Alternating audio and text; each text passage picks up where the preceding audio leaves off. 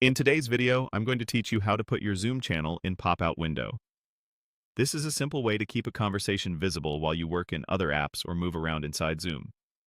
A pop-out gives you a separate floating chat window that you can drag to another monitor, resize, or keep on top for quick replies so you never lose track of important messages during a meeting or while multitasking.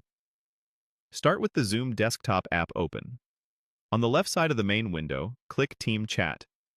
This is the section that lists your direct messages, group chats, and channels. If you don't immediately see it, make the Zoom window wider or scroll the sidebar, because Team Chat sits alongside Home, Meetings, and Contacts.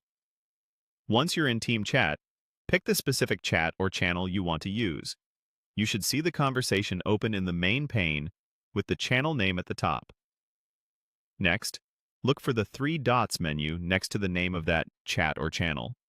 This is sometimes called the More menu.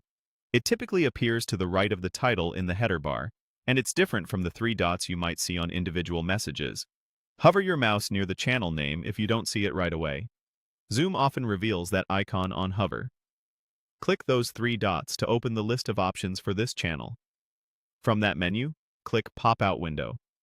Instantly, Zoom opens the selected chat in its own standalone window, separate from the main Zoom interface.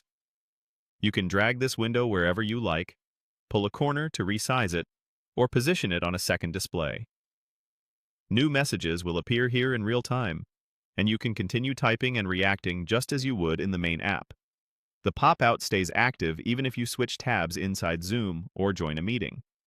If the pop-out option doesn't appear, make sure you're using the Zoom desktop client rather than the web browser, and that your app is up to date, since older versions may not include this feature, or your organization may restrict it. Also confirm you clicked the three dots in the header, not on a single message. That's all there is to it.